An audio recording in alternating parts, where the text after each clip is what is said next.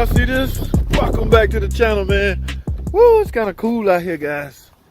But, oh, look what just came in, guys. Yes, y'all remember the Dodge Charger I checked out? That was part one, guys. Make sure y'all watch that. I had a problem with I kept setting the cam sensor code. And the customer already done threw like 3 cam sensors on it, guys. If you're up to your third part, guys, there's a slim chance that that part is not the problem. I'm going to go out on a limb and say that, okay? If you replace a part 3 times, all right? Hear me out now. There's a real slim chance that that part is not your problem. And that was the case, even though it kept setting a cam sensor code. Make sure y'all watch part 1. I'm going to card that right here because y'all got to understand how I got to this point. All right, this is a sprocket. This is what the cam sensor is designed to read off of, okay? Yes, right here, all right? He approved it and we ordered the part. It's now getting here. Thing about this, guys, I got to disassemble the timing. Because this is a gear. The timing belt rides on this gear. All right. Now, what the cam sensor read is this tone wheel right here. You see these like 3 slots right here? 1 right here, 2 right here. Likely these represent what top dead center and what the position of the camshaft. Because this is bolted to the camshaft. It's a long bolt go through here. All right. And as the engine is turning, the cam sensor reading these slots in this tone wheel and tells the computer the position of the camshaft. Helps with timing, guys. Yes, that is very important. Now, like I said, it's not an easy job simply because I got to take the timing off. All right, so you need to charge accordingly, guys. All right, now, I can't really show a lot of merch. I mean, this car done been to a couple of shops. And his last hope was not so much a couple of shops. He went to AutoZone, I think. Yeah, that was a different guy. This guy went to AutoZone. AutoZone told him he needed a cam sensor. And, of course, they sold him one. And, of course, he said, y'all cam sensor ain't no good. So they gave him another one, and another one, and another one. 3 cam sensors later, he's here. And, yes, long crank time. Here's what that will cause if your computer, for whatever reason, cannot read the position of the camshaft. This is what it would default to. Just long crank time. Let's see. You hear that? So it will crank. You might get, I don't know, 5, 6, 7 seconds of cranking. It will eventually start. Okay? Because it's going off of the default value right now. All right? It needs to get you out of harm's way. All right, so we technically in limp mode, whatever y'all want to call it. But this is going to fix it, guys. So let me get this in the shop, disassemble this timing. Now, I'm not going to film all of this, guys, so please don't come down on me too hard. But we're going to get to the main points. I'm going to make sure you understand the main points, what I'm doing. All right, that's all I got for now. Stay tuned. Don't go anywhere. This is part 2. I'll be right back.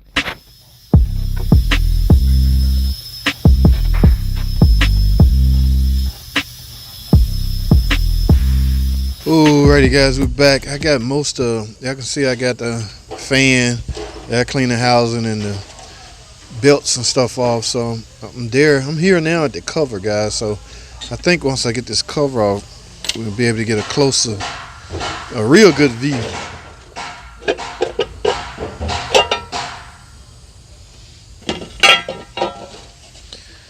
Alright, so this is see the cam gear is intact. It's just down.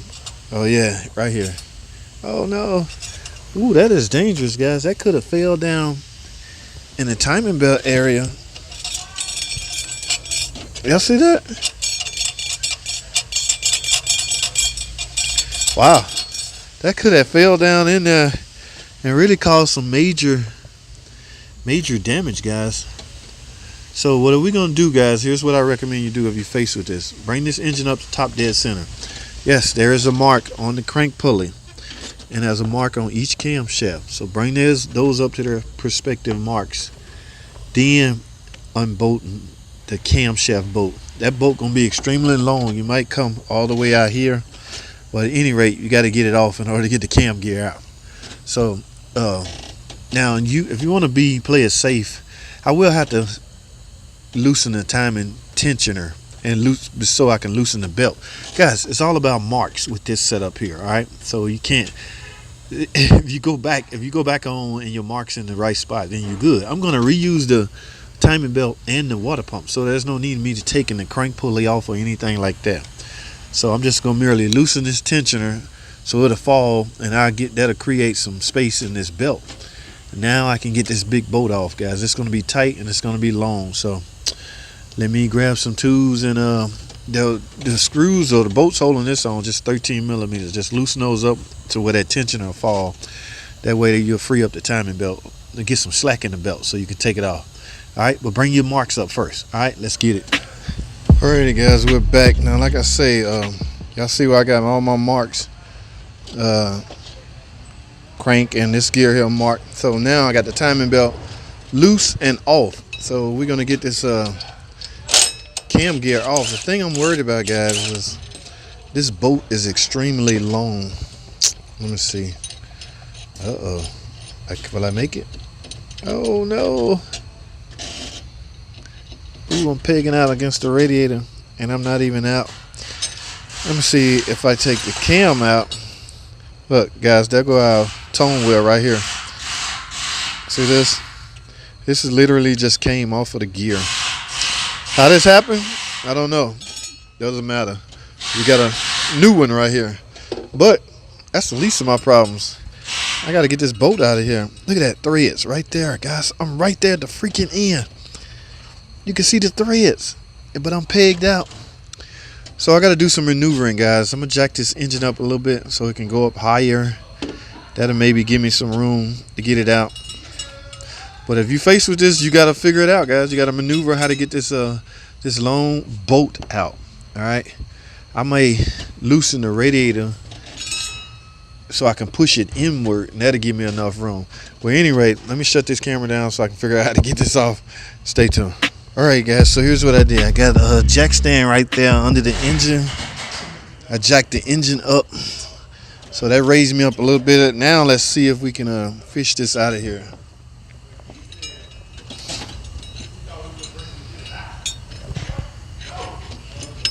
Oh, yes, guys. Oh, got it. Come on, come to Papa, baby. Yes. I got it. There you have it, guys. Look how long this boat is. Right? Why is that necessary? I don't know. But here's my cam gear. This just happened to be broken. Look, tone wheel still in here. Let's see. I'm not sure if this is welded on here or tacked on here. At any rate, it wouldn't stay on here. Right? So, guys, we found the problem.